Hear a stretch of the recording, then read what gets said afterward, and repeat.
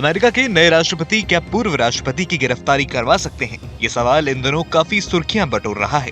दरअसल ट्रंप की ताजपोशी से ठीक 20 मिनट पहले उस वक्त के अमेरिकी राष्ट्रपति जो बाइडेन ने अपने परिवार के 5 सदस्यों को प्रेसिडेंशियल पार्डन के तहत इन्वेस्टिगेशन से राहत दे दी थी।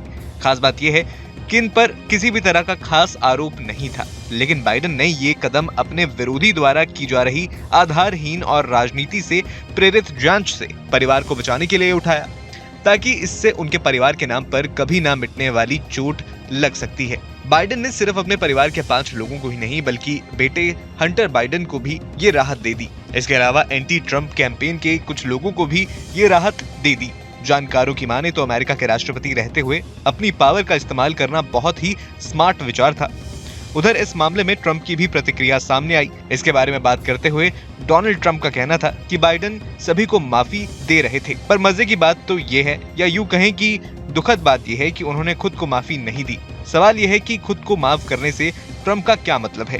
ट्रंप ने अपने बयान में ये नहीं साफ किया कि बाइडेन को किस आरोप में गिरफ्तार किया जा सकता है। क्या उन्होंने बाइडेन पर जांच के ऑर्डर दिए हैं? ट्रंप ने कहा कि देखिए, उन्होंने खुद को पार्डन नहीं किया है, जिसके बाद से ये अटकलें लगाई जा रही हैं कि क्या ट्रंप बाइडेन की गिरफ्तारी करवा सकते हैं। बाइडेन ही नहीं बल्कि राष्ट्रपति बनते ही ट्रंप ने 6 जनवरी 2021 को हुई हिंसा में दोषी अपने 1550 समर्थकों को भी प्रेसिडेंशियल पार्डन दे दिया।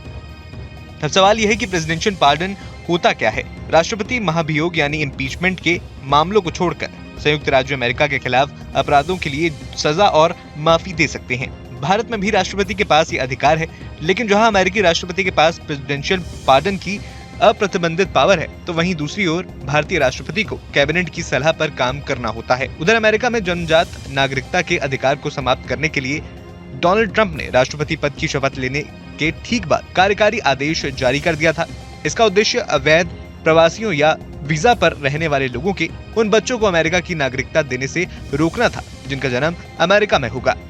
ट्रंप ने 20 जनवरी को अपने दूसरे कार्यकाल की शुरुआत के पहले ही दिन इस आदेश पर हस्ताक्षर किए थे। ट्रंप के इस आदेश के खिलाफ 4 डेमोक्रेटिक शासित राज्यों ने याचिका दाखिल की थी। वॉशिंगटन, एरिजोना, इलिनॉइस और ओरेगन जैसे डेमोक्रेटिक शासित राज्यों ने याचिका में दावा किया कि ट्रंप का आदेश अमेरिकी संविधान के संशोधन में दिए गए नागरिकता के अधिकार का उल्लंघन करता है। अमेरिकी जिला न्यायाधीश इस याचिका की सुनवाई कर रहे थे। उन्होंने गुरुवार को ट्रंप प्रशासन को ये आदेश लागू करने से रोकने का आदेश दिया। जज जॉन काफनर बोले, मुझे समझ नहीं आ रहा कि कोई कानूनविद ये कैसे कह सकता है कि ये आदेश संवैधानिक है। ये तो मेरी समझ से बाहर है। मैं 4 दशकों से अधिक समय से बेंच पर हूँ। मुझे ऐसा कोई अन्य मामला याद नहीं है जो इस मामले में साफ-साफ सवाल उठाता है। ये स्पष्ट रूप से असंवैधानिक आदेश है।